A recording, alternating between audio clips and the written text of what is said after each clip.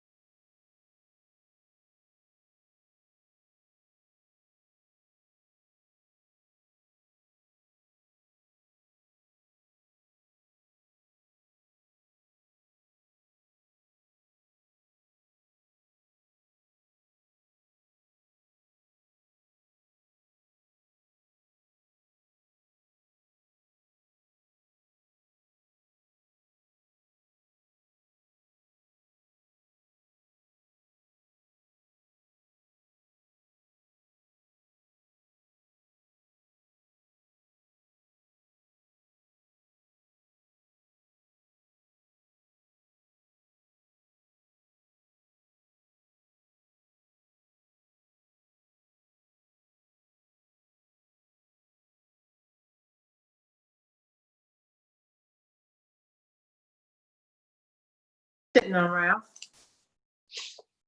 Probably 73. You're hot.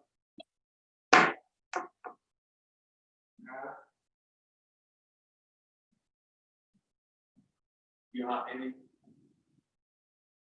You should be again. It's on temperature. Turn down to the 70s. Not me? Probably 12. Okay. Hello, folks. Hello. Where's Marvin? No hair. See, look here. Goodness. Rita slapped me so many times the hair fell off. My word. Summertime haircut has arrived. Yeah. This is the shortest I've ever cut my hair. I never have short hair, but it's half an inch long. But it's easy to wash That's true. and dry. So what do we need to do here? I need to make sure I can see the whole thing.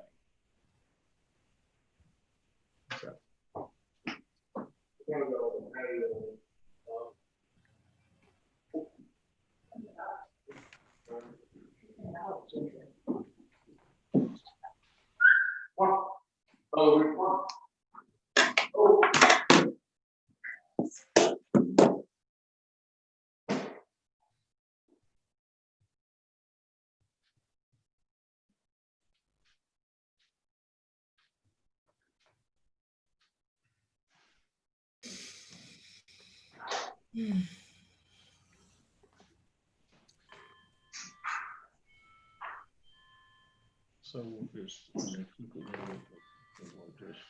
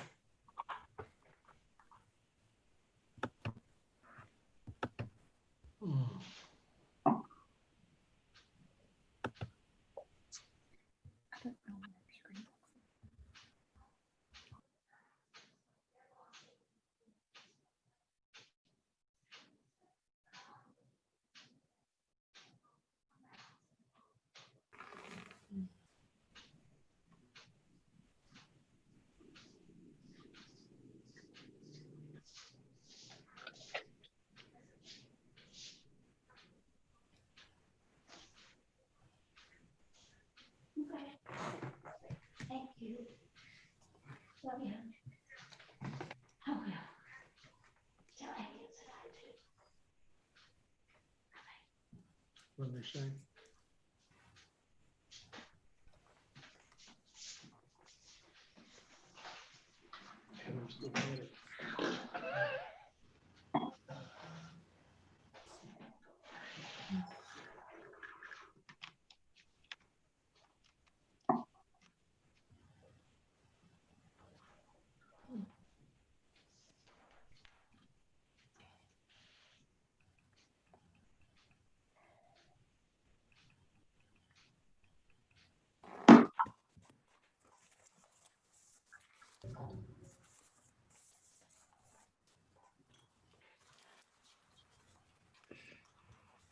I didn't go in there, I'm going to Ashland. I'm looking for the word gallery. I'm hoping after this leaves, we'll be able to find word gallery. Good evening, everybody. Good evening. Good evening. Good evening. Hello. All right, folks, Hi. I can one at a see, time. I'm going to mic check you. Connie, can you hear me? I can hear you. All right, I can see and hear you. Todd, can you hear me? Yes, I can. I can hear and see you. Marvin, can you hear me? Yes, sir. Hear and see you. Eric, can you hear me? Yes, sir. I can hear and see you. Polly? Yes. All right, can hear and see you. Tracy? Yes. Can hear and see you. Devin? Yes. Can hear and see you. Tammy? Yes. I can hear and see you. Chase? Yes. I can hear and see you. Mayor? hello. I can hear and see you. Mark? Yes. You look like you're in the witness protection program, but I can hear and see you. I see Tim. Tim Thompson. Yes, can you hear me? I heard him say, can you hear me? Can you hear me? Stacy, can you hear me? Yes, I can hear you. All right. We're still trying to get David. David, are you on? All right.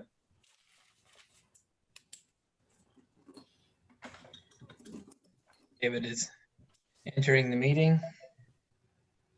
There he is. Hey, Dave. David, can you hear me? Can now. We can hear you and see you. Who are we missing? Can't see Kim and I can't see Stacy. Stacy has her, Stacy probably has her video turned off. Yes, I'll be on There later. he is. It looks like we're missing Karen. Yeah, Karen. She's not going to be here. Karen emailed me a little while ago, and I think she's both tied up at work and she's got technology difficulties. And she said maybe toward the end of the meeting, she might be able to sign on, but we should proceed. So, Andrew. All right. Well, we are live. We are recording. Okay. If that being the case, I'll go ahead and call our meeting to order. Again, we're meeting as a special meeting under the special permission under this emergency declaration, and will be limited to the things on our agenda. But if we could start by having a moment of silence, and then we'll ask Mr. Stone to lead us in the pledge to the flag.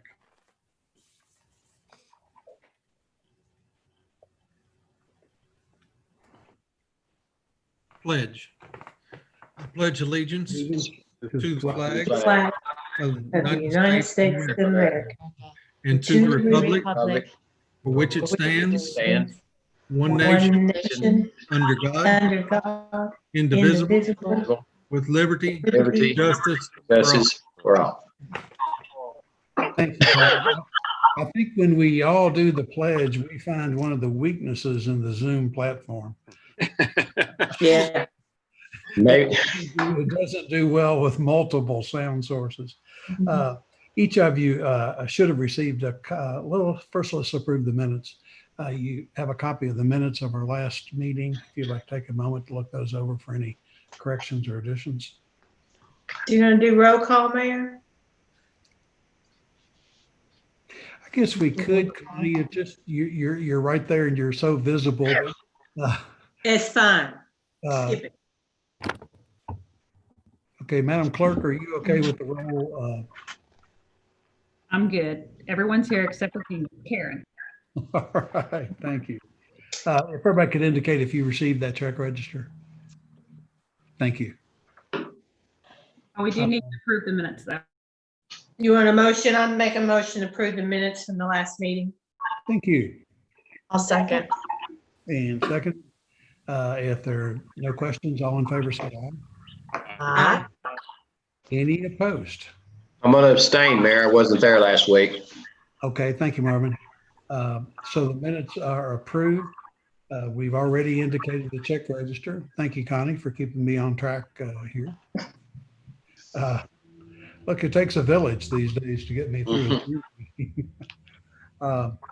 We checked earlier and we have not received public comments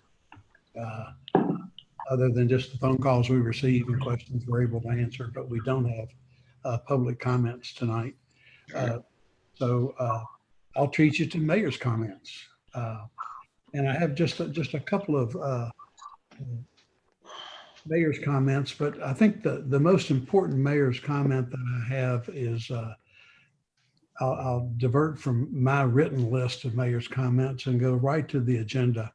And under mayor's comments, I'm so proud tonight to present you with an executive order that approves the appointment of Eric Colson as fire chief of the Georgetown Fire Department. I asked Eric and Tim to sign on to this meeting to be a part of this.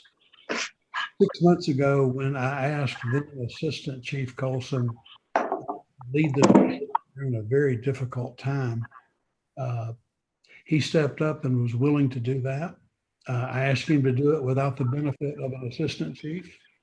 And we've always had an assistant chief, and he accepted that responsibility as well.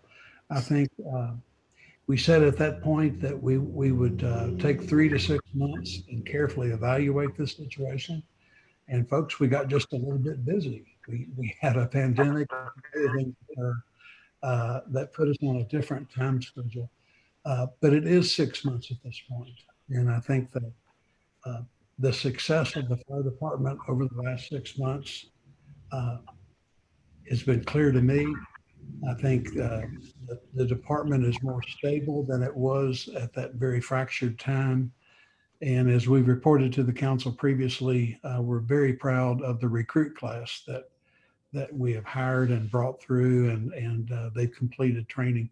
So it seemed to be a good time, and I was able to discuss this with the fire committee previously to go ahead and make Acting Chief Colson the chief of the Georgetown Fire Department. So you have an executive order in your packet, and I think this is richly deserved, and would ask for a motion to that effect. I'll make a motion, Mayor. Thank you. Motion's been made and seconded. If there are no comments, all in favor say aye. Aye. Aye.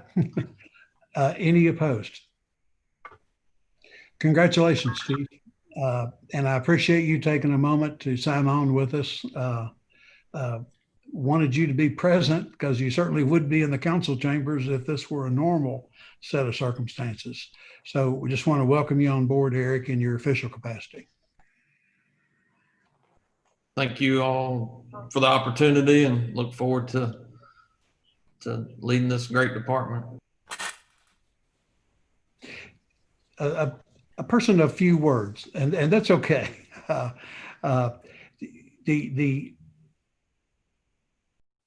This is Eric's time. I am delighted that our fire marshal is on the call in support of this, and it just speaks volumes about the way we're running this department and the type of people that we have on board. Tim, thank you for joining us this evening. Yes, sir. Congratulations, Eric, and look forward to working with you for the next long time. So good luck with everything, and I'm here for anything you need. Thank you. Guys. Likewise. I'll release you from the, unless you all want to sit online and watch the rest of this budget presentation, or otherwise you're free to go. Thank you all very much. I'll take care. Thank you. Yes, sir. And for the council's benefit, at the correct time when we can gather, we'll have an appropriate celebration for the chief where his family can pin those emblems on his uniform as well. Now getting to some other comments, I just wanted to bring the council up to date on. Delighted to report that we reopened the recycling center this morning, and folks were lined up at 10 minutes to 8. So they were ready to go, and it's been a pretty steady stream all day. They've gotten signage up that kind of helps folks understand if anybody visits the drop-off center, if they can just wait for each car to clear and then pull up under the awning, our employees will come get the stuff out of their car, so they don't even have to exit their car. They'll be open today, tomorrow, and Saturday. And then next week, we'll begin with the regular schedule, which is Tuesday through Saturday. What are the hours the rest of the week? 8 till 4, I believe, Polly. Okay. All right. Thanks. Also, you all have probably seen, we had a very successful reopening of the farmers market. And folks seemed to distance well, and their processes worked well, and it seemed to be a really good farmers market. So we're encouraged by that. Judge Covington and I have been talking about 4th of July activities. And we know, folks, there have been a lot of questions about what we can and can't do for the 4th of July. And we've now talked this through, and we'll have a formal announcement that'll come out tomorrow on Facebook and something that can be shared. But what the decisions are is that there will not be a 4th of July parade downtown. That's unfortunate, but it's difficult to have a parade with crowds, and the crowds are what make the parade. And it's just at a point where we do not think we can have the 4th of July parade. We are excited, though, about going forward with the fireworks on the 4th of July. So we will have fireworks. The judge does not want to open the county park where we normally have big crowds of folks congregate, but we think we can publish some maps and help folks realize they can park around the bypass with a pretty good view of the aerial part of the fireworks. Lots of folks are used to going to Ann Mason Elementary's parking lot or Scott County High School's parking lot to be able to see some of the taller fireworks. So as a community, we will celebrate the 4th of July, but it will be just with fireworks. And we'll ask folks not to gather en masse at the county park.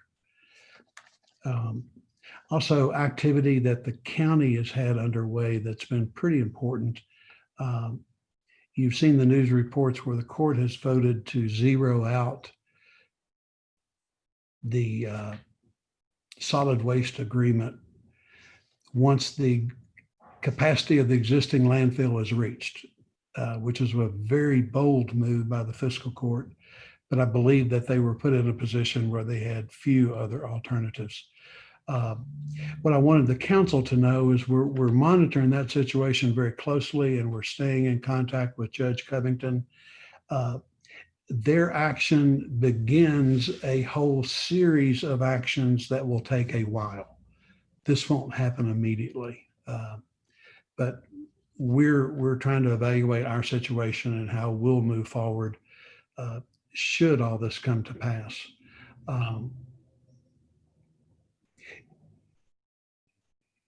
The most recent reports that we're hearing is that if the capacity of the landfill is not expanded, and it seems like it's not going to be expanded, that they could be out of airspace before the end of this year.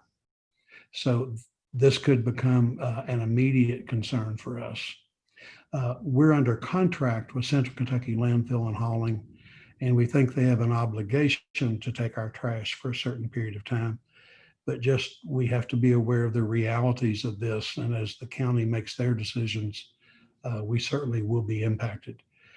We've worked on this enough to believe now that However this plays out, we will have a place for our garbage.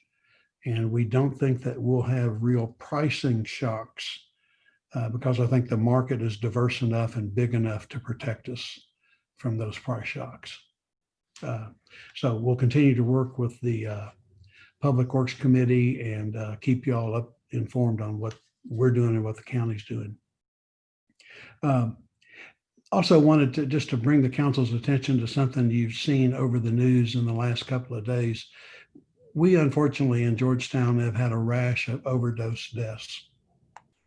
A real spike, actually over the last 2 weeks, but just in the last couple of days, we've lost 3 younger citizens. It is concerning. Our police department put a social media post out today just warning people that there's been a spike in overdoses, and we're concerned about what drugs might be on the street right now. So that issue is real. The pandemic probably creates the worst possible circumstances for someone in recovery.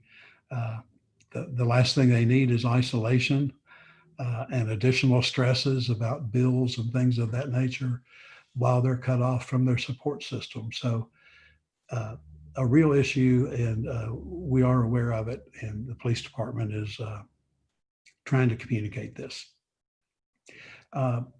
Also, it wouldn't be a council meeting right now if I didn't once again mention the census. And it's not so much for you guys who have already filled out your census, but any of the public that might be listening, there's still an opportunity to do that. And I think it's really important to us that we fill out the census as much as we can. And with that, I will cease with the mayor comments, and unless there are questions, we'll move on with the agenda. Thank you. Under GMWSS, and I see we have Chase on board. We have a number of items, Chase, and I'll turn it over to you. Mayor, Georgetown Municipal has 4 purchase orders and 1 construction contract for council consideration tonight. If it pleases the council, I'd like to run through all 5 items and stop me if you have questions as I go through. First purchase order is for $12,500 for Judy Construction, and this is for replacement of our finished water flow meter at the water treatment plant. We received 3 quotes, with Judy being the low, and this is part of our ongoing effort to reduce our water loss. The finished water meter is very old. It's hard to keep calibrated. We don't really have any confidence in its accuracy. It's just time well past its service life. So we received the quotes and we're confident that Judy can do the work. Second purchase order is for $200,100.78. It is to GRW Engineers, and that's for continued work on the design of the wastewater treatment plant 1 upgrade and expansion. GRW is approximately, they've passed the 60% mark on design complete, and this is their invoice for the April billing period. The third purchase order we have is Kentucky Engineering Group, and this is a purchase order in the amount of $49,160. This is a contract that the council approved last month. This is just the purchase order that goes along with the contract. This is for the design and engineering of the East and West Main water line replacement. This is a budgeted project for fiscal years 20 and 21 in our approved budgets. Fourth purchase order is for JAVE. This is for $60,158.69. This is our final payment for closeout of phase 1 of our operations center across the street from our admin building. This final payment was negotiated based on the money that we owed them on their final payment, less liquidated damages that we negotiated between us, the engineer, and the contractor.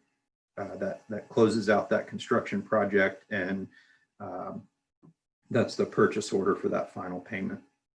And finally, we have the construction contract for the sludge processing upgrades at wastewater treatment plant 2. This is a construction contract that was done through the open bid process, with Judy Construction being the low bidder at $1,660,000. This is a budgeted project for FY20 and 21. This project came in approximately $140,000 below our construction budget. So we were pleased with the contractor and with the bid. And I am happy to answer your questions about any of these items.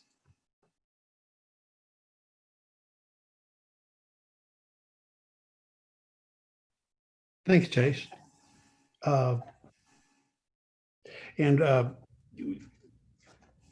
They range, boy, I tell you, the last one kind of stepped right up there, Chase, but that's a budgeted item in your own capital plan. Yes, sir. In our 5-year plan, that's actually budgeted for FY20, which is our current budget, but we did not get started on that one as quickly as we'd hoped. And so that is actually, we've moved part of that funding of that project to the fiscal year 21 budget that was previously approved. Okay. Is there a motion for approval? If there are no questions, is there a motion for approval of all 5 of these purchase orders? Motion, Mayor. Thank you, David. I'll second it. I'll second. Mark, okay, thank you. Everybody remember that when they vote, they need to unmute, hold down your space bar. Okay. If there are no questions about this, all in favor say aye. Aye. Are there any opposed? Thank you. Chase, all of those pass. And I just, while Chase is on with us, it's important that the design work is really advancing on wastewater plant 1. And it's important that we continue to improve infrastructure at wastewater plant 2, because we have demands for capacity at each of those plants. And we'll be learning more about those demands, but we continue to feel the pinch on sewer capacity. And that's something the Water Board and Chase is wrestling with right now. And we'll hear about more as we go forward. Any questions for Chase while we've got him on board? Thank you all. Appreciate it. Item 8 on your agenda under City Attorney, Devon's got 3 items, actually 4 items, but the first 3 all relate to the community development block grant in Boston. Devon, you want to run through those? Yeah, I think they're all pretty related. So I think we can kind of do Chase's approach, and I'll just explain. They're all 3 professional services associated with the project: legal services, surveying, and the other one is, now it's skipping my brain for a second. So those are all professional services. Our consultant went out to quote for those, and all 3 contracts that we're bringing are the lowest quotes. None of them will exceed $10,000 in total. But for CDBG purposes, we need all of those approved by council. And all of those fees will be paid through CDBG. So no city dollars will be allocated towards those. Motion, Mayor. Thank you. Thank you. Motion's been made and seconded to approve the municipal orders A, B, and C. All in favor say aye. Aye. Aye. Aye. Who Are there was any the second? Tammy. Who? Tammy. Sorry, I just remembered asbestos inspection. That was the 3rd one. I didn't have my agenda pulled up in time. Well, it's approved. And you're straight on your minutes, Tracy? Yes, sir. Thank you. Okay. Item D that is included under City Attorney, the airport has received grant funding from the CARES Act. I believe it's $68,000 or $69,000, Devon. Yes, up to that amount. Up to that amount. It's interesting. Typically, we don't have to bring grants that don't require a match to you all for approval to submit for the grant. You have to approve accepting the grant later on. But in this case, it was very specific in the wording that you have to approve, even though there's not a match, council has to approve me signing the application along with Judge Covington. The fiscal court will have to have a called meeting to authorize the judge to sign this application as well. Motion, Mayor. Mayor, just for clarification, it is the award. The airport board submitted it, which I didn't know until we saw this document. So this is the acceptance of the funding, but we'll have to apply. We'll have to submit requests for reimbursements. So you're correct on one sense, but the funding has been allocated from what I understand. Okay, thank you. So we had a motion. Is there a second? Polly with the second. Okay, got it. If there are no questions for Devin on accepting that grant, all in favor say aye. Aye. Are there any opposed? Hearing none, that is approved. Thank you, Devin. Item 9 on your agenda under city engineer is a resolution approving a build grant application. Eddie went ahead and put a build grant application together. We were able to use our last build grant and simply update the dates and just change a few words. We didn't even hire a consultant to change it for us.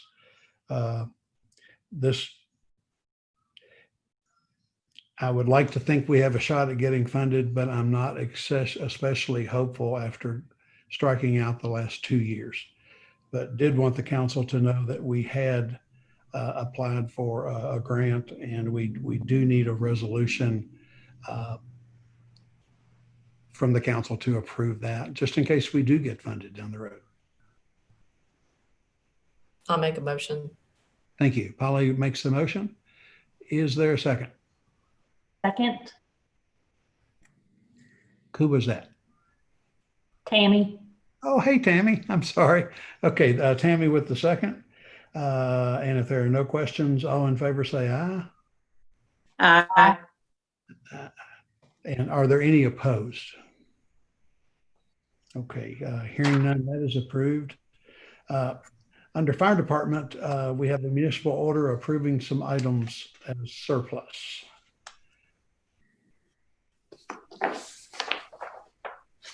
And fairly routine would accept a motion to approve those items as surplus. Motion, Mayor. Thank you. I'll second it. Thank you. Motion's been made and seconded. It's just now finally getting back to the list that we're declaring surplus.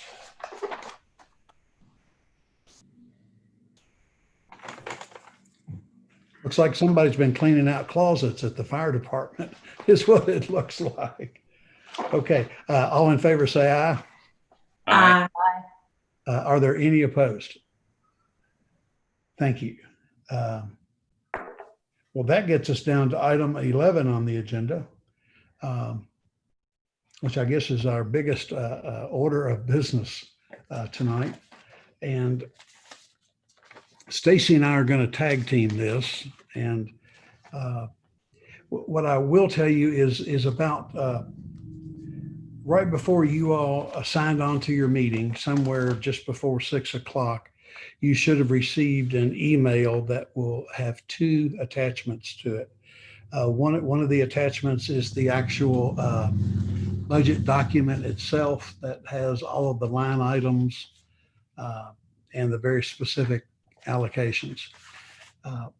The second document is a PowerPoint presentation that goes through all of the steps and what the content of the actual budget document is. So you've got all this material. This is like we do it each year when we present the budget for the first time. Normally, when you get to the council meeting, we hand you out the hard copy of the budget, and then we go through an explanation of how it was constructed. Tonight, we simply did that via email right before you got to this electronic meeting, and you'll have it to go through as you go through after we go through this presentation. So if Stacy and I will tag team this, and this is an unusual budget year, and there are some comments that I would like to make for the council and the public as we approach this particular budget. These are unusual circumstances, but regardless of the circumstances, I am actually pleased to present a budget that is, I truly think is a collaborative best effort of a lot of people to find the right balance for a budget that's very uncertain. In particular, we've leaned on the Finance Committee a lot this year. Going through and testing all of our assumptions. They've challenged some of our assumptions. We've worked closely with department heads. And there's been a lot of give and take. Even though this is a budget that will not make that many people happy, there's been an incredible amount of work gone into trying to make it as realistic as possible and to get us prepared for what's going to come. We think that this budget fulfills the pledge that we made, our intention with the budget to continue to fully function as a city and to make sure that our citizens' expectations are met. We intend to keep operating at a minimum level and make sure our citizens are protected. And we think that we're pretty close to that minimum level now, but we intend to be able to maintain that level of service. And as we go through this budget, while there are no raises or headcount included in the budget, we are keeping our staff intact and we're keeping our benefits intact so that we believe this budget protects our citizens, and we also believe that this budget protects our existing employees. And the third thing is we will manage our cash reserves. We know that the budget that we're presenting is a deficit budget in that we have more expenditures listed than we do revenues. So the budget is balanced by using a portion of our cash reserves. And that has been our intention, to maintain a level of service, but carefully manage those cash reserves throughout this year. We've also been very conservative in the way that we've predicted some of these amounts. It's a bad time to be optimistic and have a budget surprise later in the year. So we think we've been fairly conservative. One place the Finance Committee really helped us, and you'll see this during the budget presentation, is with the help of the Finance Committee, we actually restored some of the cuts that we initially made to some of these departments. We were pretty brutal across the board. But the Finance Committee and the executive team talked about it, and we realized that we had cut some maintenance items that could actually cost us more money down the road if we didn't go ahead and do the maintenance now. So we went back and took another cut at the budget and added back in some of those maintenance items, and you'll see what those are as we go through.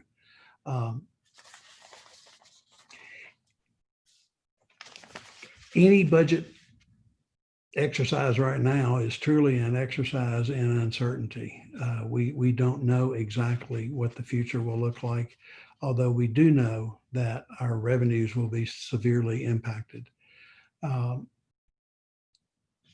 We're required legally to adopt an annual spending plan, but we have very limited information about what the next few months might bring.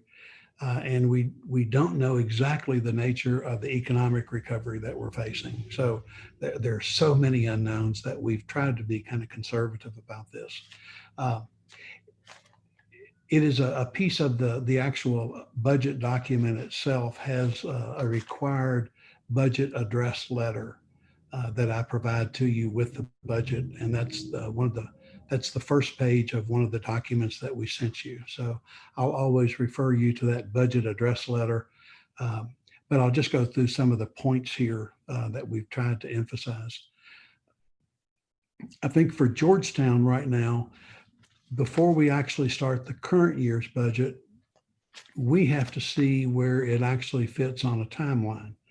Because I think in some senses, this group has been working on this particular budget for 2 or 3 years now.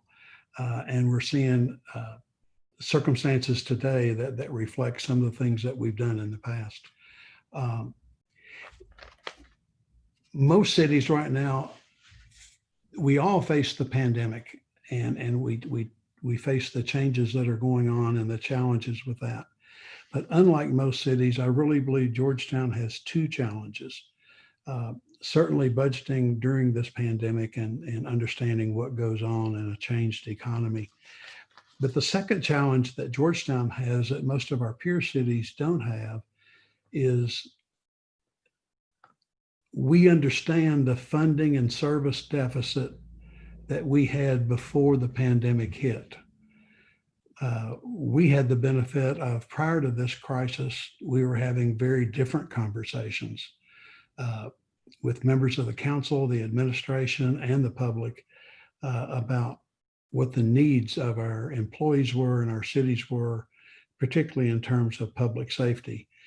And I think that we had presented enough data and analysis to show that we lagged behind most of our peers in terms of salary and headcount in some very important departments. So we were actually at a point in time where I think we had established that need, and council was considering what cost we needed to address and how we could do those. We had not reached agreement on how we would fund those, but I think there was an emerging consensus that we had a real obligation to our employees and to our city to eventually raise some additional revenue. And as we present this budget, I just want to make sure that we acknowledge that prior work and the findings of that prior work and the expectations that were created by that prior work. We're going to deal responsibly with what's in front of us. But I do think that we must keep in mind the work that we had done before all this started. So with that said,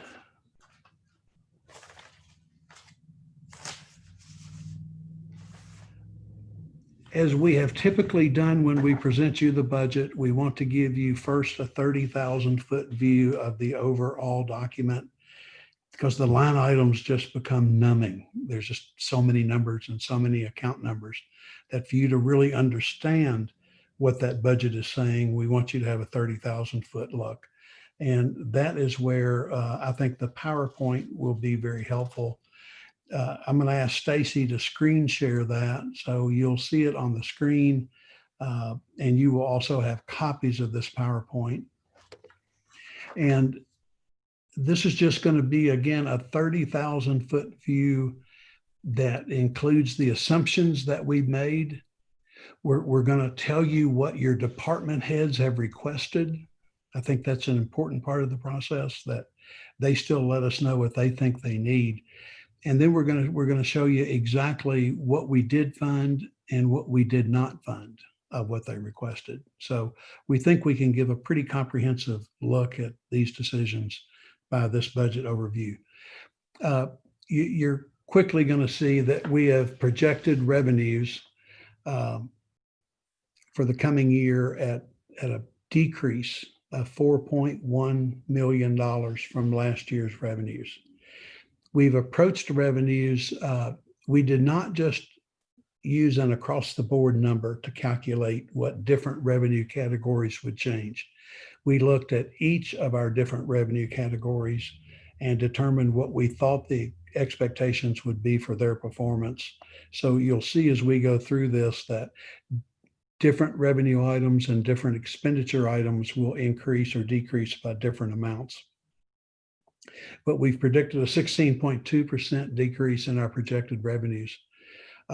We've predicted our general fund expenses to actually decrease. Our department heads have worked hard, and we've actually decreased projected expenses by $1.7 million. Unfortunately, our revenues are dropping faster than our expenses are. You'll notice that in terms of new expense requests from all the departments was almost $6 million. And those included both the salary adjustments and some of the headcounts that we had discussed in our previous announcement. We actually funded 6.4% of the new expenses that your department heads asked for. So it is definitely a very lean budget in that regard. There's no new personnel and no cost of living. The bottom line is to balance this year's budget with these decreased expenses. We propose using $4.2 million of prior year's revenue to make the budget balance. Is that 4.42? Yes. 4.472395. Yes.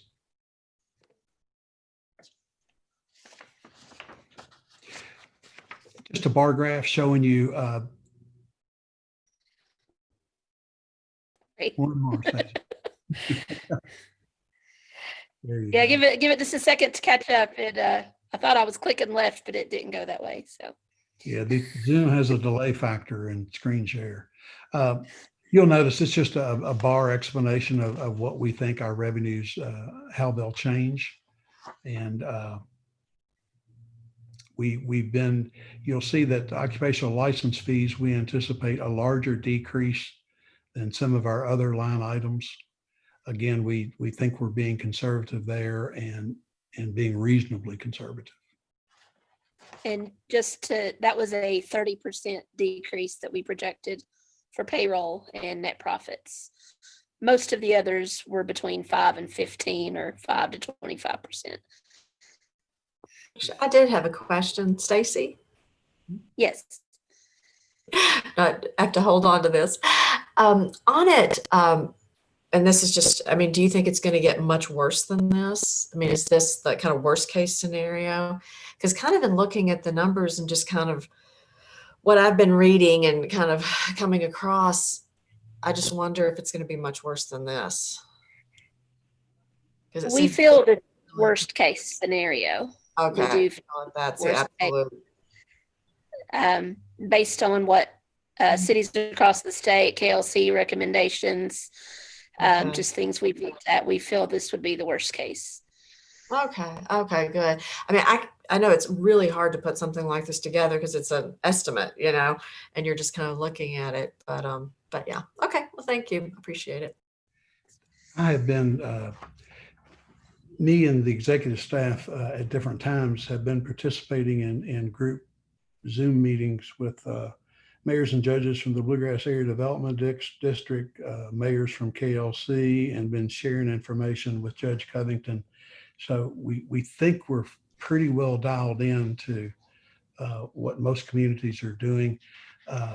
Some cities are starting at this level, but then making their projections more optimistic as they go deeper in the budget year. We think that's a real mistake. So could this come in worse than this? It certainly could, but we don't think so. I think that's wise, actually, what you said, because, better to have it at this and come in better than, to be optimistic, because I'm an optimist, but I think that's what you all have done is really good. So thank you. Good way to go. Thank you. Stacy, these next couple are just some trend slides. They're ugly trends, but when you have a sharp downturn, we just wanted to show you what general fund revenue trends were. And that mirrors withholding quite a bit. Of course, the way we've scaled that graph, it looks like we cratered, but we don't actually crater. The chart is just scaled that way. Yeah. Substantial decrease.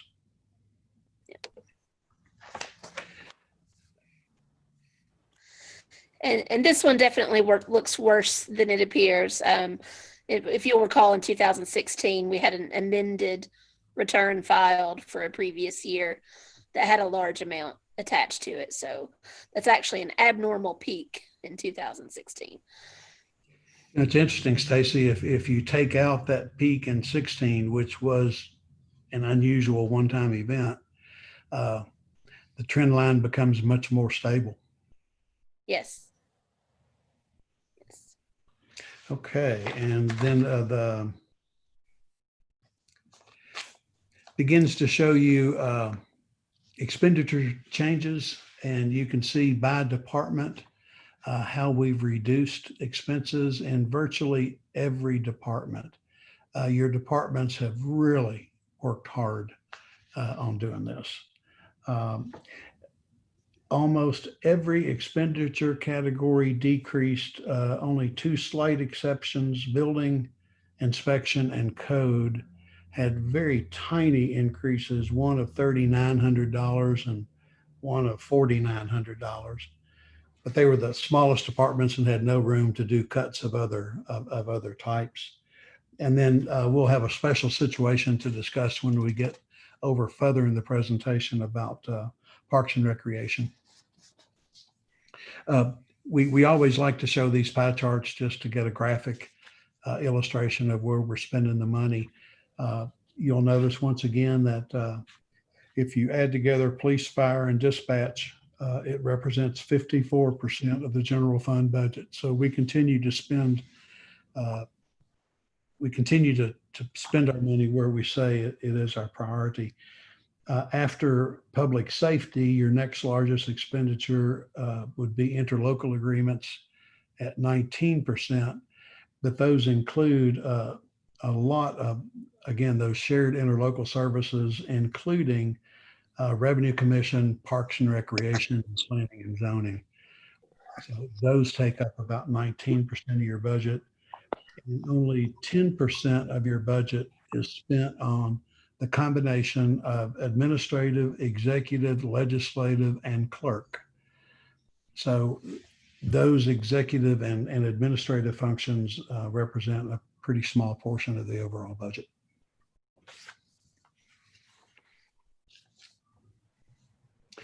Given an idea of what we've done on salaries and benefits, again, there is no cost of living adjustment. We were pleased that the General Assembly froze the retirement rates for a year, and that helped us a lot. We kept our employee contributions for all of our programs the same. We had a slight additional medical contributions budget increase. That's just kind of a technical thing that we have to work with our third-party administrator on to determine the fully insured equivalent of some other departments. And again, we had salary adjustments and cost of living increases that totaled $1.9 million. And those are the adjustments that would have brought us more in line with our peers had we not dealt with this crisis.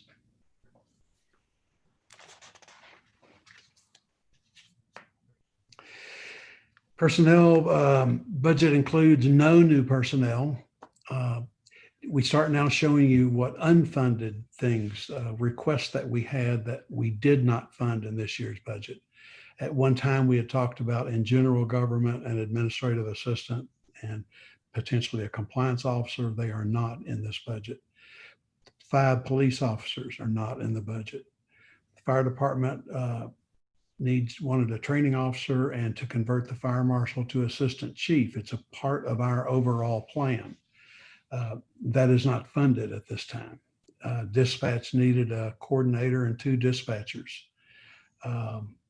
Code enforcement they've asked repeatedly to convert their part-time administrative assistant to a full-time employee. And I think after 2 or 3 years, they probably demonstrated that that's a reasonable request. We did not fund a receptionist that could be used by the city engineer and Public Works. We did not fund the stormwater crew that we talked about, and we did not fund an equipment operator for the cemetery. This list gets pretty long, but we want you to know what was asked and what we couldn't do. under capital expenditures, the ones that are funded, most of this first group, you'll notice Stacy has mentioned how much money is remaining. And in those cases, we've already expensed those out, and they were carried forward from the 18-19 budget, and we moved all the money into the capital fund budget. So those are funded. We did allow building inspection to add one vehicle. I think they've got a vehicle that might be a 1970 something that truly did need replacing. The police department had asked for 17 vehicles to keep the cycle going so that we can replace vehicles as frequently as we have told the police department we want to. We simply couldn't do that this year. And we had first zeroed them out. But the finance committee and the police department did indicate that with 8 vehicles, they could keep their rotation as fresh as they could. And we have funded that. Under Parks and Recreation, they have something called a Dectron unit that the city and the county have agreed to do maintenance. And I don't know if it's a replacement or maintenance, Stacy. I think it's both. Part of the cost is replacement and part is a maintenance plan. Apparently at the pavilion, that entire system is one big brain that controls both the water, the filtration on the water, the humidity in the air. The HVAC system is all coordinated through this Dectron unit, and they've convinced us that it really does need repairing. One of the things that the Finance Committee asked us to go back and reconsider was some of these maintenance items, and we funded an HVAC replacement at dispatch, and we keep running out of Herbies, so we had to fund another load of Herbies.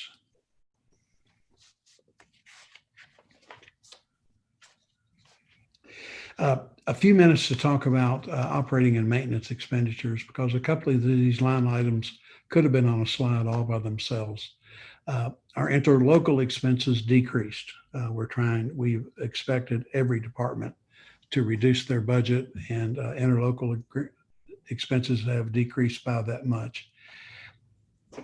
I did not put a separate slide for community service and not-for-profit organizations, but it's something I want us to spend a few minutes talking about. Philosophically, it's difficult when you're in a deficit budget and you're balancing the budget through using your prior year reserves, continue to support other agencies. However, we have got some community partners that are doing absolutely essential work for our community. And it's work, if these not-for-profits weren't doing, that the city or the county would have to do, and we wouldn't do it as well. So we've made the decision in this budget presentation that we have maintained the funding for each of the agencies that you have funded in the past. We did ask them to take a 10% reduction, which we thought was appropriate since we've asked our own departments to take reductions of that amount. So we're keeping our funding to the Amen House, to Elizabeth's Village, to a lot of the places that you're used to seeing us fund. We have asked for a 10% decrease to their funding amount from last year, but other than that, we've kept them whole. The only new agency that we have recommended for funding is, you'll notice, is CASA. Some of you are probably familiar with the CASA program. It is a court-appointed support. It's for children going through the justice system. And in our judicial district, which of course is Bourbon and Harrison? Bourbon, Scott, Yes. Scott, and Woodford. Woodford, that's right. Those 3 counties, Polly, the other 2 counties have the CASA program and are using it extremely well, but they've come to us and pointed out that our volume is more than double those 2 counties combined. And we have so many children that need the help of CASA. And this has been brought to us by the district judges and circuit judges that want this protection for kids going through their family court. They asked the city and the county each for $20,000. The county did fund the $20,000 amount. I got with the judge and with the folks from CASA and said, we'll recommend $10,000, and they've assured us they can get the program started with this amount of money. So that is a new request that you haven't received before. Parks and Recreation, I told you we had to talk about a little bit. Parks and Recreation is a different animal for us because they earn, in a typical year, they earn 42% of their own revenue through admission fees, subscriptions, memberships, things of that nature, which is far higher than most of our departments. Well, except building inspection, they pay for themselves. Parks and Recreation, we've asked them to go back and calculate what their revenue loss is going to be. Because if they rely so much on their operating revenue, where we are with Parks and Recreation is we do not allow them to carry a reserve. Historically, if they've gotten ahead just a little bit, we haven't wanted them to keep a reserve because it's our money and we've lowered our allocations. So they do not have a reserve. When they come into an emergency like this pandemic, they don't have a reserve because we haven't allowed it to build up. And their only fallback is on the city and the county.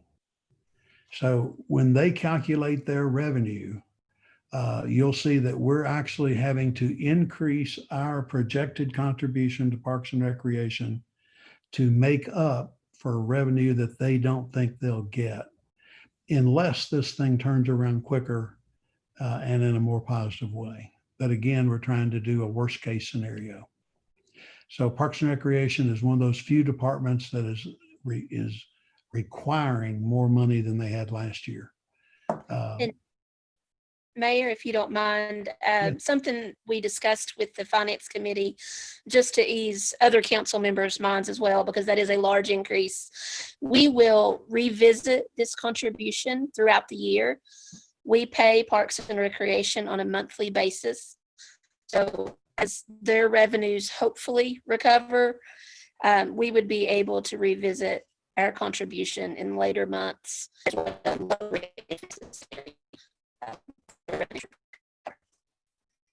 Yeah, and you're breaking up a little bit, Stacy, but we have, we're going to monitor that, and if their earned revenues are rebounding well, then maybe we can cut our additional allocation. That's one of the things that we promised to monitor going forward, since it's a little bit of an unknown. A slight increase in Ed Davis Center. We know Planning and Zoning has similar revenue shortfalls. We're just a slightly more money for Planning and Zoning, and the Revenue Commission. The Revenue Commission added or changed some personnel during the last budget year, so that additional increase takes care of those expenses going forward.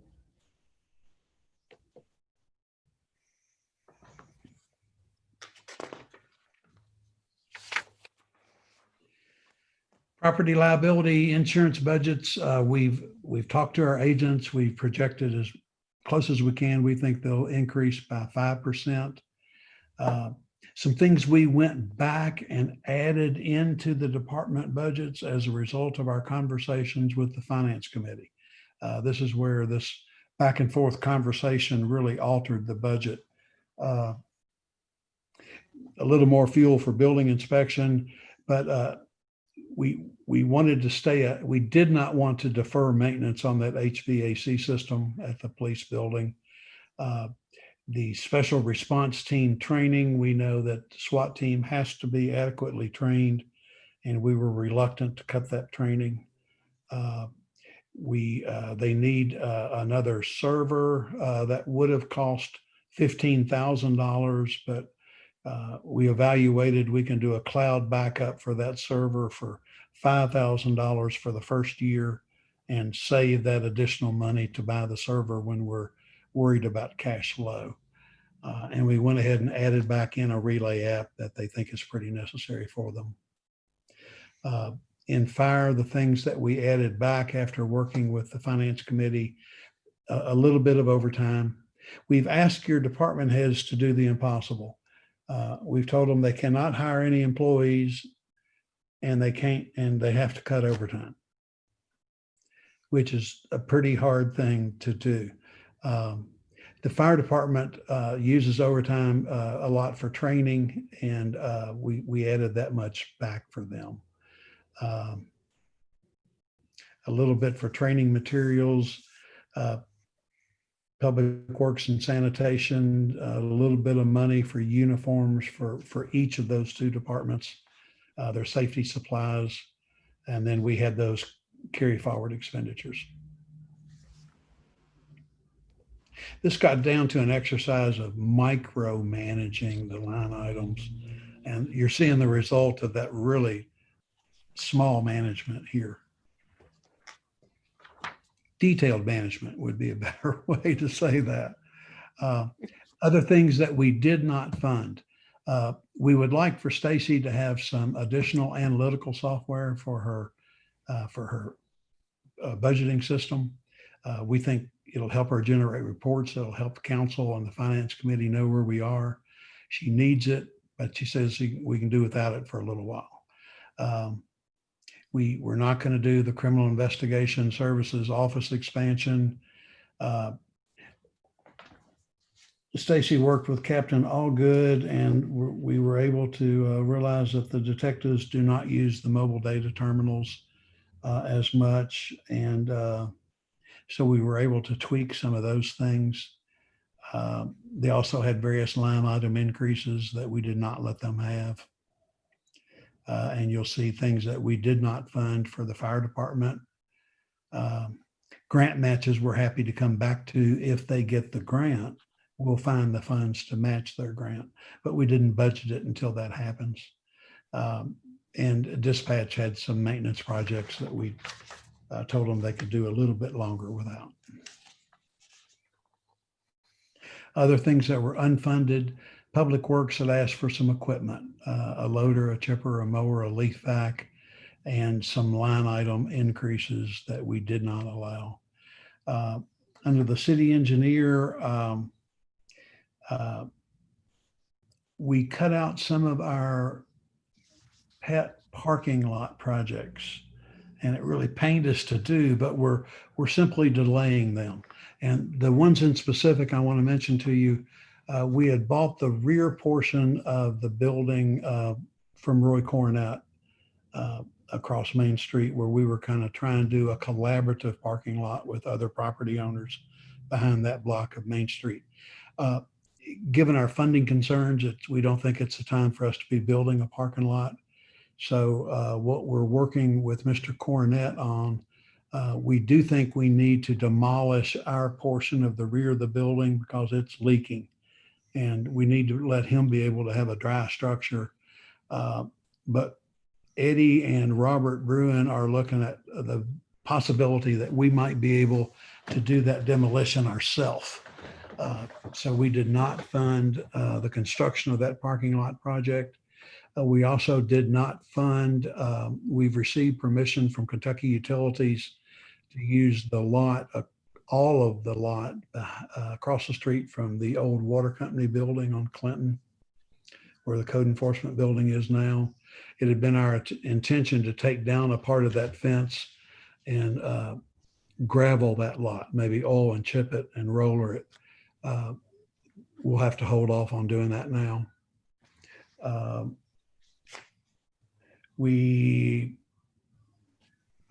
Some things that we want to do, David, things we've talked about, street light engineering, parking lot engineering. We took out money for engineering on the build grant because we did it in-house. Things that we did not fund. Sanitation has asked for another automated truck and a rear loading truck. Not the year to buy those. And under stormwater, we have not funded, but we are now aware that we have a really dire situation with the storm sewer that runs the length of Bourbon Street. And we think it is in bad enough shape to potentially collapse. But we're going to monitor it because we don't have $400,000 to do that project right now, and we can't continue to take those dollars out of the general fund. But we are aware of it, and we've discussed it with the finance committee and realized that if there's a catastrophic failure, we'll have to find the money to fix that immediately. And then other work on the Bradshaw Dam and the radio TV system that we wanted to buy. Just these are the things that we've had to put off. I did have a question. Huh. Yes, ma'am.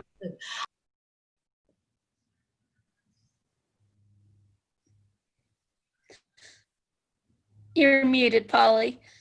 Sorry. On the storm sewer system on Bourbon Street, where is that on Bourbon Street? I've got the impression, Stacy, that it was a lot of Bourbon Street. Oh, okay. I was just wondering if Yeah. it was near the gathering place, if it was in that area or kind of on down towards the police station or. I think it's got substantial failures all the way through it, Polly. I'll get Eddie to get a more specific answer for you on that. Okay, thank you. Thanks. I have a question, please. Yes, ma'am. You may be coming to this eventually, and I apologize if I'm out of order. Do we anticipate any money from the federal government for the police and firemen because of the pandemic? Yeah, I was going to mention just a little about that, Tammy. We're going to get some CARES Act money. We've learned from KLC and the Department for Local Government, and Devin and Stacy are trying to track down the details of this. But we've learned now that there will be a specific dollar amount that is allocated for each city and each county. And they can potentially be reimbursed up to that amount for COVID-19 related expenditures. There seems to be a lot of different impressions out there about what the money can be used for. Judge and I had a long conversation about the city and the county's use of that money, and they are still operating under the impression that they can use it for police and fire salaries. I don't think that's the case. And we're going to get clarification on that right away, Tammy. What they've been very clear is that we cannot use these funds for income replacement. And income replacement is exactly what we need. We don't need them to pay old pension bills, but the fact that our revenues have been so substantially impacted, that's what we really need. One of the statements in the guidelines is if it was a part of your budget in March, because I think these funds, Stacy, don't they go from March to December of this year? Yes, that's correct. Okay. Yes. The eligibility for certain expenses, Tammy, will be expenses that occurred between March and December. But they made it very clear if you had expenditures in your budget that were already anticipated in March, they were not eligible for reimbursement. And that's really what we need. So we think we will get some reimbursement, but we're uncertain on how it will be used and how much benefit it'll be. Thank you. We don't know enough to answer your question yet. Okay. I think the KLC asked us to write a letter to Mitch McConnell, which I did. And he actually answered today. I'm sure it was one of his clerical people, but they did say something about that the cities would be receiving some monies. So it was very vague, but it did say they were working on it. Yeah, and as soon as we get more details, we look forward to sharing them with you. And that dollar amount could be a significant dollar amount. I'm not sure if it's going to help us out with our existing pinch. And to be conservative, it's not included in this budget. Correct. And those are among the things that we hope will break in our direction. If we present a worst case scenario now or a very conservative scenario now, that we have a chance for some of these things to go our way. Example, we're in very, very preliminary conversations about the Toyota incentive package and ways that we may alter the amount of that reimbursement for a short period of time. So we're already exploring lots of things that can improve this picture, but right now we think it needs to be what it is. Mayor, I do have a question for you. And hopefully not, I know we're not giving any new employees, but are we going to allow to rehire if officers or firefighters or public works or whoever leaves? Are we going to allow them to rehire to fill that spot? Yes. Todd, I think that's part of our commitment to maintain a minimum level of service. And I would argue that we're at that minimum level of service. And if we lose somebody, we need to replace them. Okay, thank you, sir. Yes, sir. Hope that's the answer you were looking for. That exactly was the answer I was looking for. Okay, thank you. Are we through with this one, Stacy? It's just, I think, our final screen of things we didn't fund. So cemetery and more vehicles. So. Okay.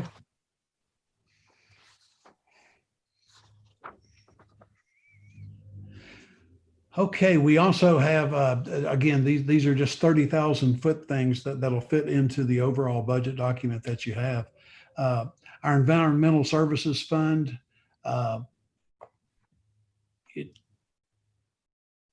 it's showing a balance, but we've got a balance because we haven't bought new trucks. That's kind of where that's at. That's it in a nutshell, isn't it, Stacey? Yes, pretty much. Any year we buy a garbage truck, we actually dip into reserves. Yeah. Recycling Center, of course, is split with the fiscal court, and it does have a significant deficit. We are fortunate that right now, our sanitation fund does cover the cost of the recycling center. Again, stormwater is just done through the general fund, and it's inadequate. That's just what it is. I think there will be some interest at the right time. I think there will be some interest in us addressing our stormwater problems because there are solutions to that. And there are things that the council can do to fix some decades old problems. Stacy, just a graphic expenditure of all the other funds that we have. Yes. Capital projects kind of dominates that list because they're using carryover funds, and the MAP fund still shows some carryover funds from prior years.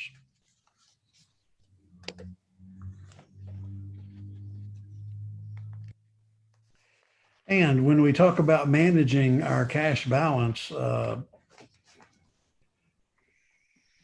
this is what we have to manage. We work to get our cash balance up to a very healthy level. And then I think we made very responsible decisions to spend half of that cash reserve paying cash for the radio system and the work on Lanes Run Business Park. So we spent cash, but we have no debt on those. During this fiscal year, we had already in a budget update indicated to you that we thought our year-end carry forward balance of this current fiscal year would be $9.2 million. And then we've projected what the balance will be at the end of this budget year. That there are several of these funds and these revenue account balances that we have promised the Finance Committee that we will monitor monthly, because we want as early an indicator of anything changing in the economy or positive signs in the economy that we can see. This is just a breakdown of how we're going to use the prior year's balance, using the 4.427 of the current year's, to make this next budget year balance. And we're going to monitor it real closely. We do anticipate that we'll amend this budget multiple times during the year. And we hope that last bullet point is what I started off with. I really hope that as the economy improves, that we revisit the conversations about how we put our city on a firmer financial basis on behalf of our first responders.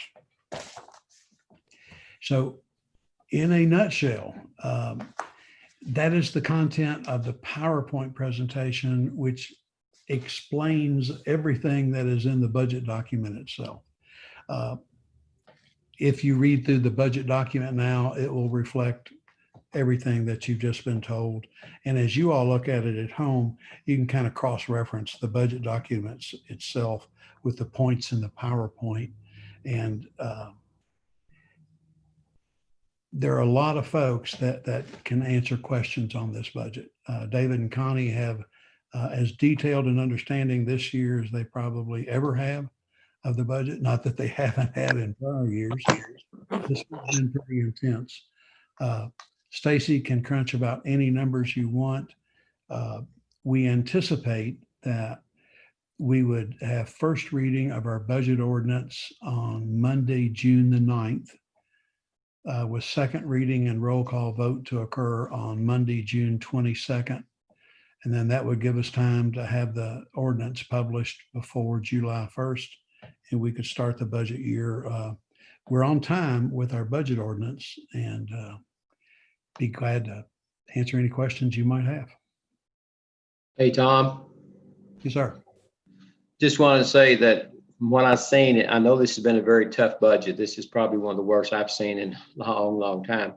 I want to compliment David and Connie, Stacy, and you for what you've done.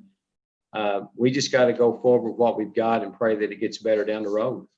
But thanks, guys. Y'all did a pretty good job on this. We'll get through this. We'll get through it. Thank you.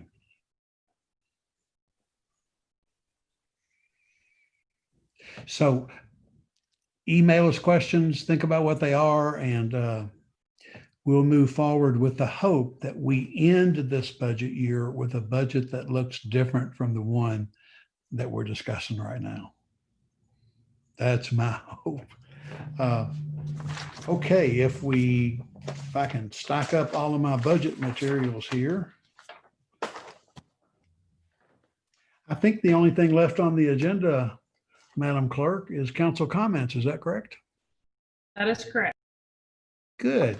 Well, if I could just take you all the way I see you on the screen, and I'm not sure who determines that, but Connie, you are in the upper left-hand corner.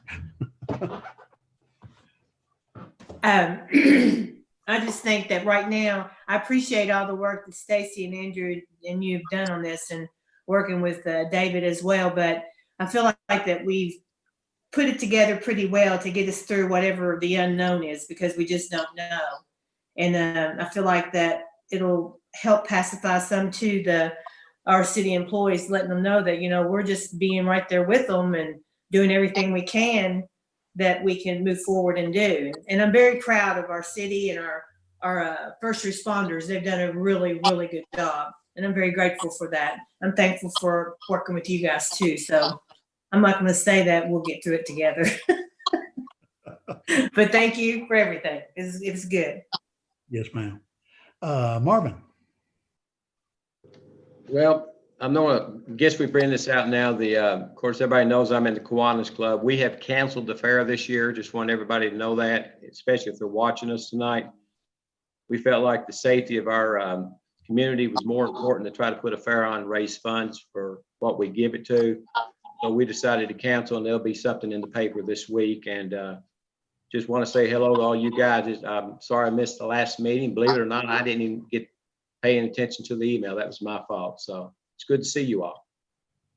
Thank you, Marvin. Todd? You all did a fabulous job on the budget. Great job. I know it was difficult, but other than that, thank you all, but I have nothing. Okay, thank you. Polly? Getting used to this. I had seen on Instagram just a little bit ago about a home invasion that the police took care of, where they had 5 suspects and they had to chase them down. And just really proud of them and the hard work that they continue to do. And especially with times like this, with the economy and also, just the struggles that go on, that they're even taxed more than ever. So I just really appreciate that. And, what you were saying earlier about the 3 overdoses, that's really a concern, and I just, anything that we can do to promote, safety and mental health. And I don't know how we go about that, but I think it's just a sign of what's going on right now with the pandemic. And just to be kind to each other and help out in any way we can. And I went to the farmer's market on Saturday, and it was really nice to see people out and enjoying life and everything. And I did have a concern that I kind of want to pass on. I was buying from one of the vendors, and he told me that there was an elderly lady there that had COPD, that had a mask on and passed out. And they actually had to call 911. So, when people are out, if, they choose to have a mask, wear it, just please be safe and cognizant. And, because it gets hot so quickly. But it was just so nice to see everybody out and, enjoying the farmer's market. And I'm really excited to hear about the recycling center. I'll definitely post to that and be out there tomorrow morning with my weeks of recycling. So anyhow, and just thank you all for all that you're doing. I really appreciate working with you all and the level of professionalism of the council and the city and all our services, and just very proud to be here. So thanks a lot. Thank Bye-bye. you. Tammy? I would just like to say thank you for the work that you all did on the budget. It looks like we shared the pain across the board, and I just appreciate all the work that you did. And everybody stay safe. That's it. Thank you, Tammy. David? Mayor, thank you for your presentation. You did a good job, and obviously thanks to Stacy and Andrew for their efforts with all this as well, and certainly Connie. To me, this budget has been about forecasting. They're always about forecasting, but this year was definitely unique. And I do appreciate the fact that we took a very conservative and a very responsible approach to this. And Mayor, you said this a little while ago, and I echo this, but we need to stay on top of our revenue and expenses on a monthly basis. And I know you do that, and I know Stacy does that, but I think we as a group need to do that as well. And I'm sure that we will. A $4 million shortfall, maybe there are ways to bite into that. And that's one thing I'm somewhat optimistic about moving forward. I'm hoping that the employment numbers for Georgetown and Scott County improve maybe faster and better than the state or the national average. I know as a whole, Kentucky is in really bad shape from a unemployment perspective. I guess we led the nation. Maybe we still are, unfortunately, in that category, but hopefully Georgetown can rebound a little bit quicker. Certainly having one of the largest employers in the state here in our community, and with them ramping back up, I'm optimistic that that's going to pull us forward maybe sooner than we think. Let's hope that's the case.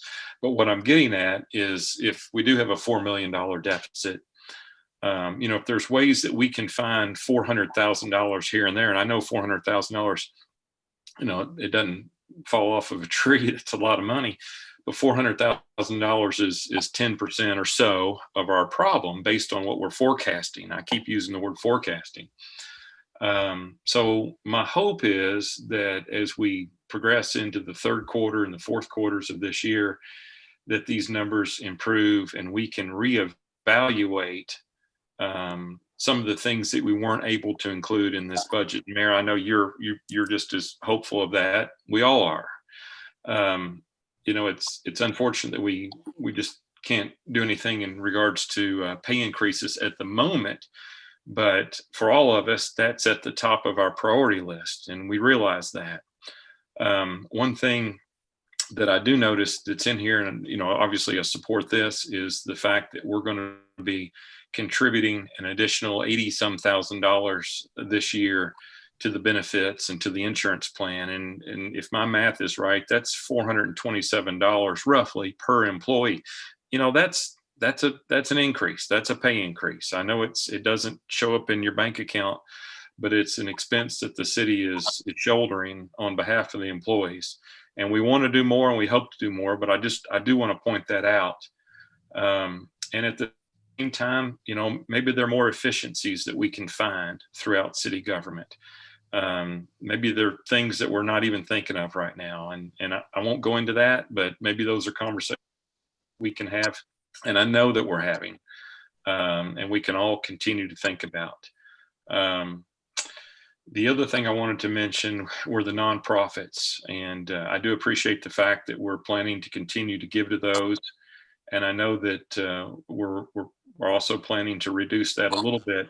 But the nonprofits are mostly funded to a huge extent by this community. And they do, as the mayor said, they provide a very valuable service to this community. And they do things that if they weren't doing them, we would probably be picking up the tab for more of those. So we used to use the term seed money.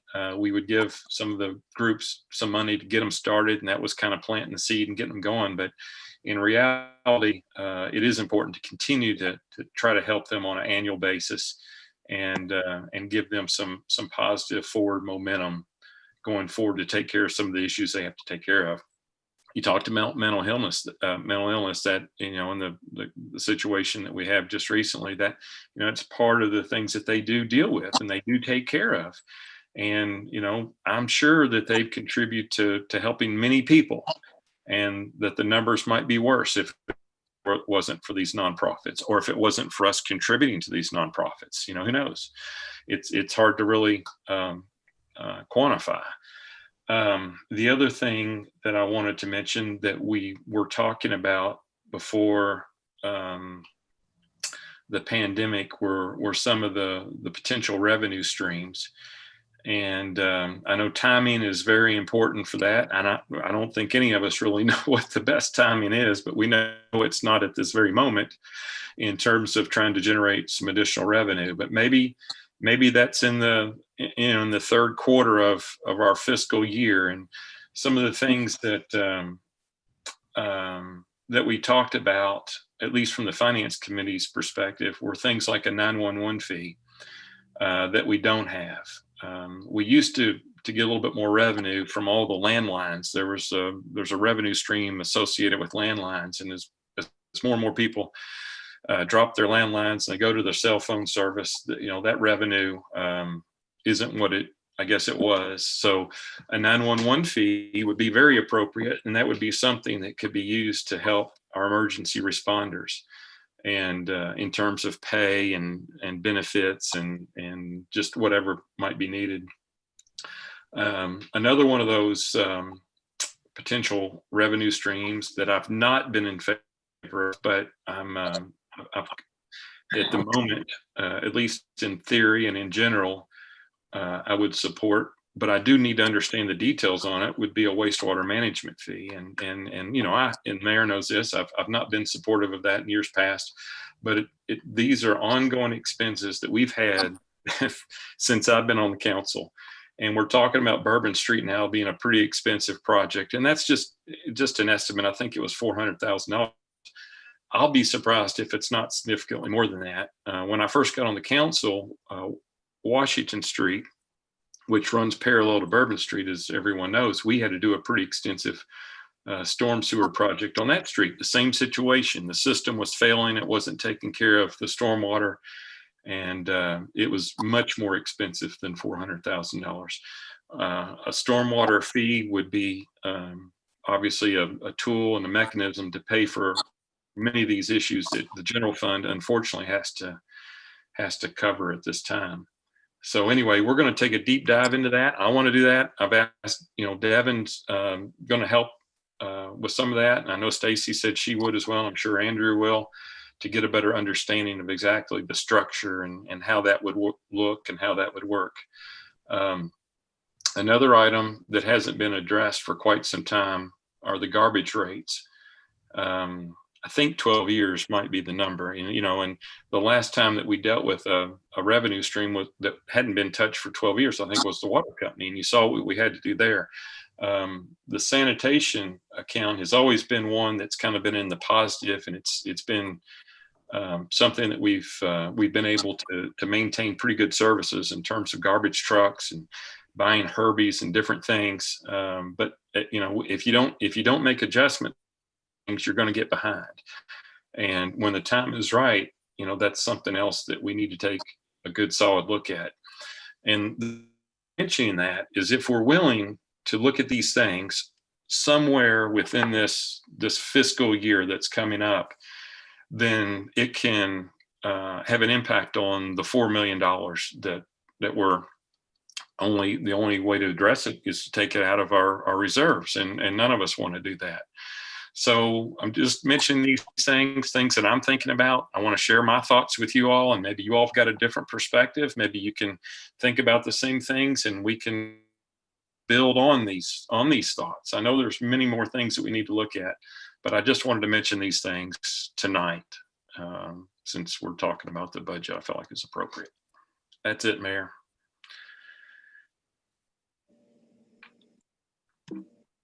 You're muted.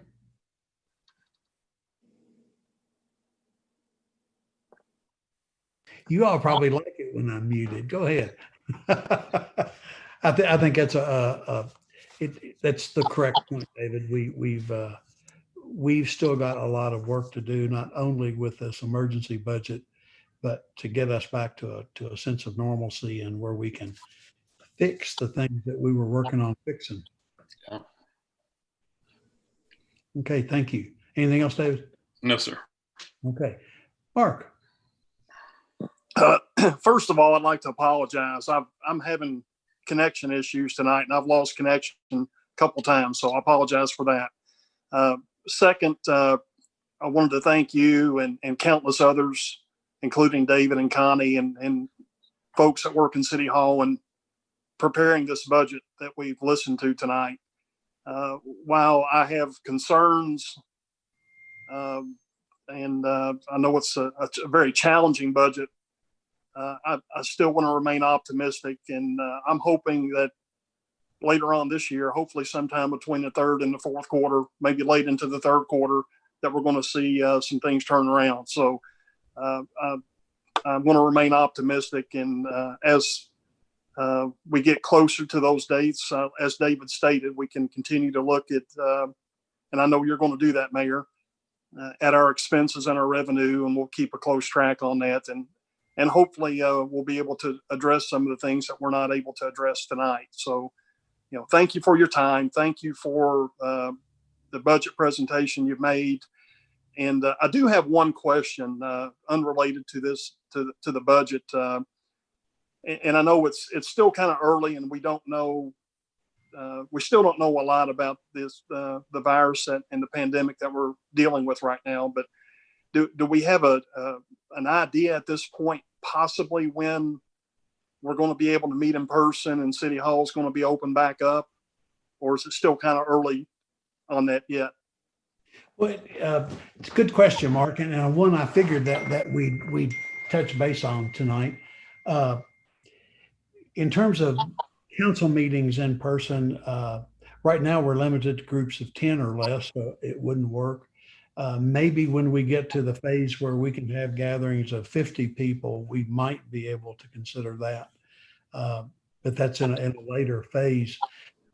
In terms of City Hall, we're really having a remarkably good experience with the public the way we're working now. We've got some people working at home. Andrew or someone, Arlene, someone is normally in City Hall, are available for appointments. So I don't think we're quite ready. We don't have a need yet to reopen City Hall. But boy, I'll tell you, Mark, it is so much easier for us to have these conversations in person. It bothers me that we're having multiple council meetings with no public comments. And I look forward to that day as well. I have a quick question. When does it go to 50 or more for the meetings or the gatherings? I think that's in phase 3. I'd have to look and see. Is it August? That's what I thought, or September. It may be September. Okay, because I know with the chamber, they're not having any luncheons or meetings until September, you know, so that's what I'm thinking. So it's probably September that until then, we're going to have to do this. So. A long time. Okay. Thank you all. Thank you all very much. Is there anything else to come before the council this evening? Okay. Make a motion to adjourn. Thank you. Motion's been made to adjourn with, and Robert's rules of orders. That's all it takes now. Thank you all. Night.